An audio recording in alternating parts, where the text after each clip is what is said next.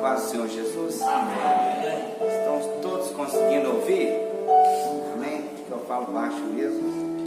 Queria convidar os irmãos a abrirem a palavra de Deus no livro de João 10, versículo 22. Aqueles que acharem, pode colocar de pé.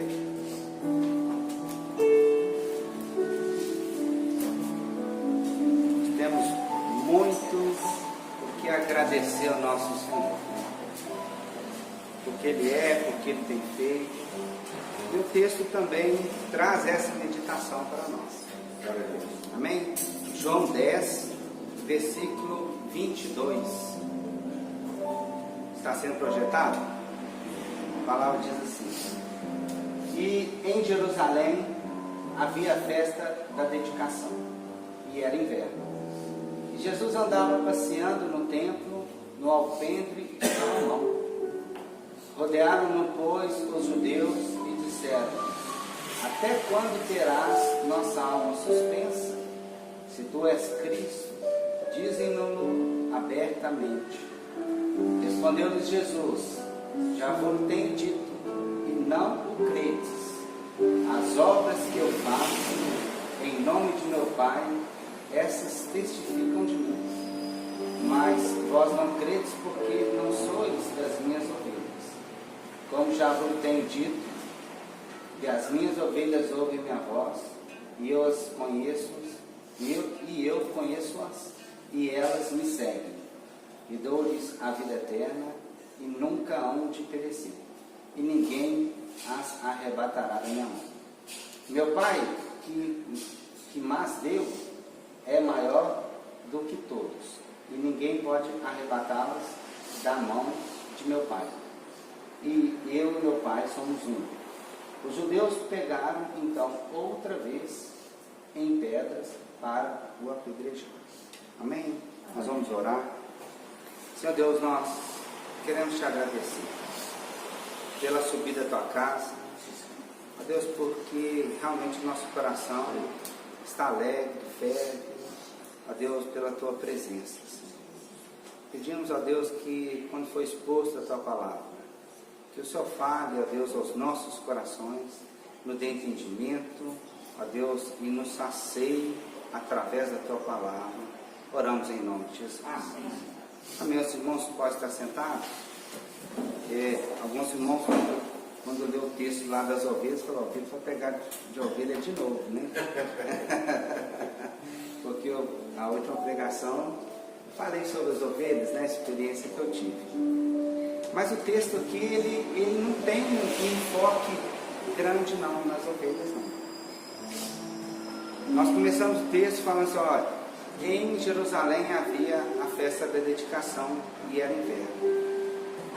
Meus irmãos, o contexto da passagem fala já que Jesus já estava operando no meio ali de toda a Judéia, e ele já estava começando a se intitular Deus.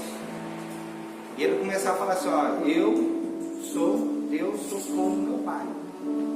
Só que os judeus começaram a ficar arrazoados.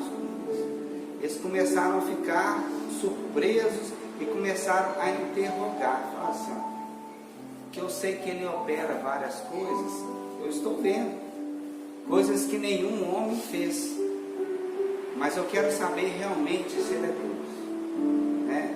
É a atitude do homem, né? Testar o... Nós temos essa natureza, né? Vou testar ele para ver se realmente ele é bom, né? Vou testar ele para ver se ele realmente ele aguenta. Interessante que a palavra fala que era no mês da festa da dedicação. E a festa da dedicação não é uma festa explicada biblicamente. A única passagem que fala dessa festa da dedicação é justamente essa. Em Jerusalém havia a festa da dedicação. Mas a história conta muito bem o que é a festa da dedicação. Os judeus até hoje fazem a festa da dedicação. E o que era a festa no momento interbíblico? Ou seja, naquele momento em que nós vemos do Velho Testamento para o Novo Testamento, em que a gente chama de silêncio profético, né? Aproximadamente 400 anos, havia vida, né? Havia reinos, haviam disputas, haviam pessoas buscando a Deus. E interessante que nesse período houve um império que ele começou a profanar o templo.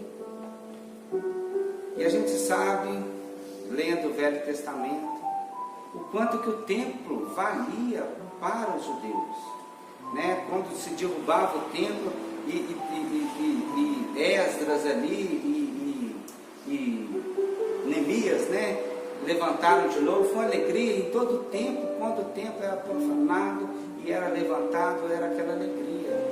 E justamente nesse período em que a gente entende que não havia profetas profetizando, é um período em que houve uma operação divina, que não é relatada biblicamente. Nossos irmãos depois vão pesquisar. E essa operação foi o seguinte: quando eles profanavam o templo, os judeus oravam e buscavam muito para que aquilo fosse tirado no meio do templo, aquelas coisas pagãs. E o que aconteceu? Houve uma guerra.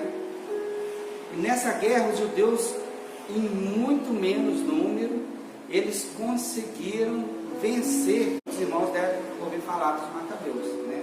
Era o período de Macabeus. E isso teve também um evento histórico para os judeus, porque meio a essa guerra faltava vários recursos.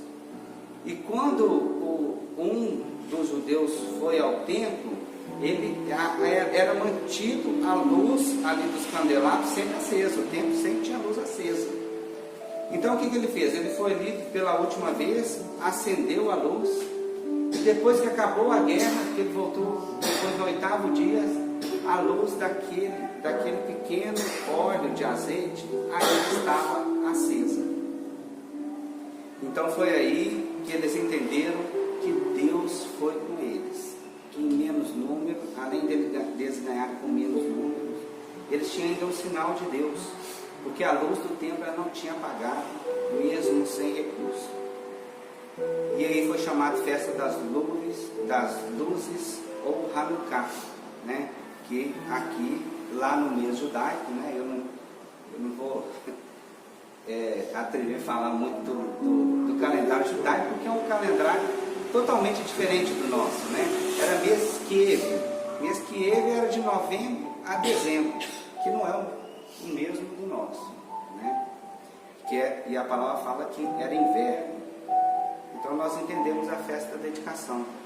Uma operação ali que para os judeus avivava ali os seus entendimentos e aquela felicidade de ter o templo novamente limpo e purificado.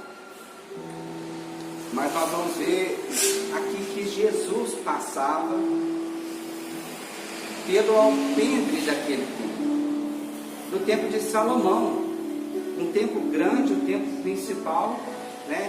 E geralmente se fazia os alpendres eram as sacadas, né? As varandas.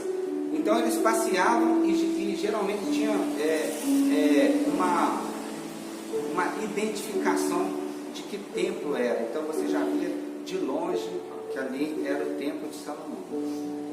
E Jesus foi em meio aos questionamentos, ele foi justamente ao templo na festa da dedicação, onde eles entendiam que tinha sido purificado o templo. E a palavra fala que quando ele rodeava ali, veio os judeus e perguntaram assim, o seguinte: até quando terás a nossa alma suspensa? Está acompanhando? Ótimo. Suspensa. Se tu és Cristo, dize-no abertamente. Quando fala suspensa, essa palavra ela tem um sinônimo de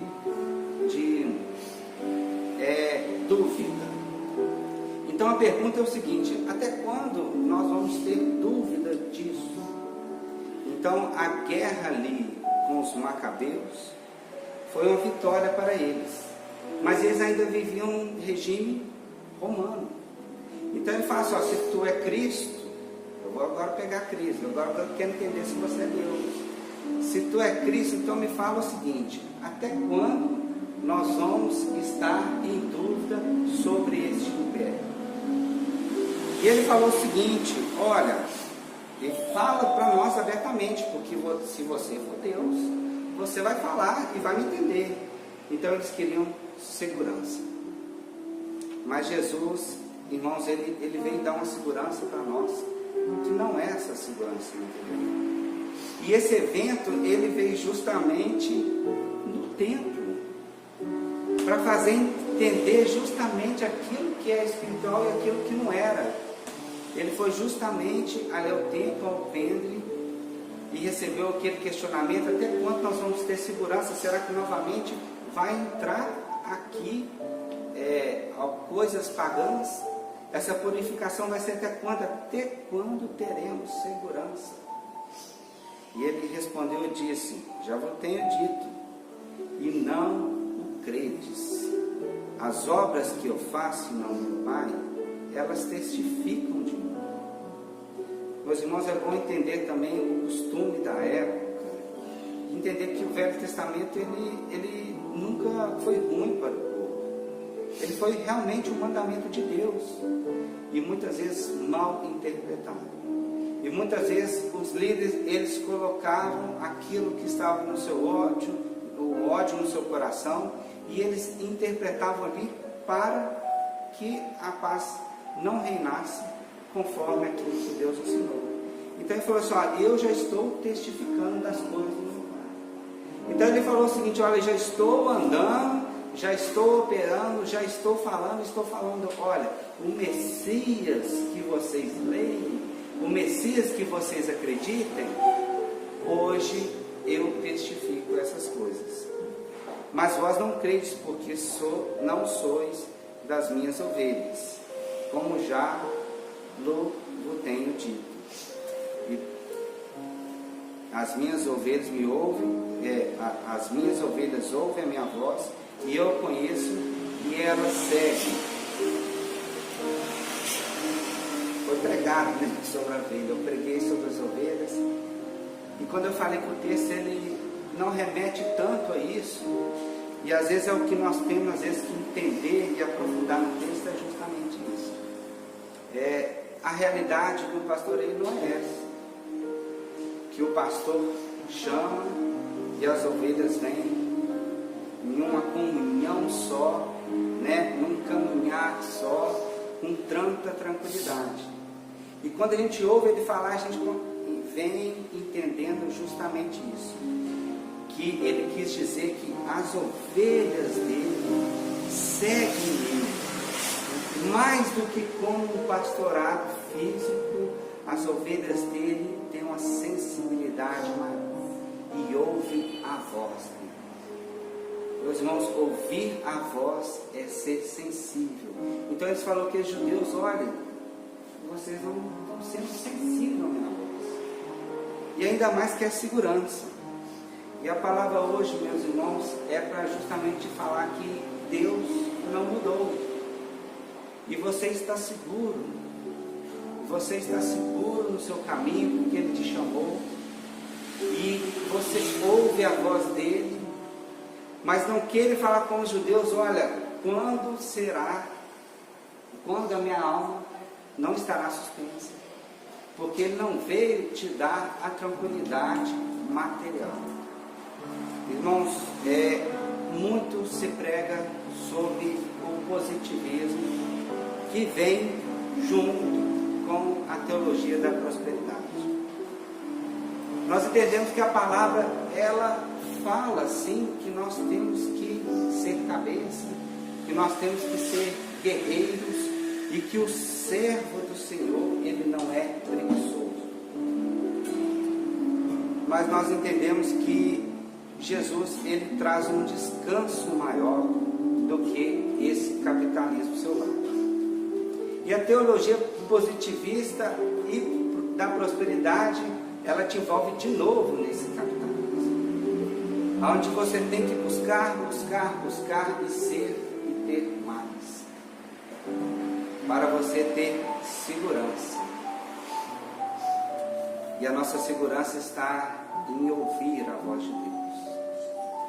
E eu posso falar que a voz de Deus, o caminho de Deus, hoje com a sua maior autoridade, é a própria Bíblia. Porque ele falou: eu sou o caminho, a verdade e a vida.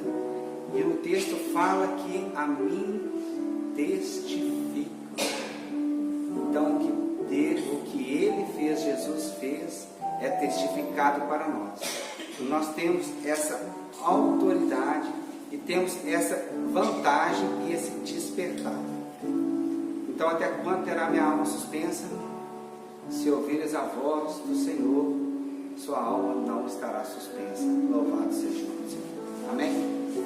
Nós vamos louvar o nome do Senhor.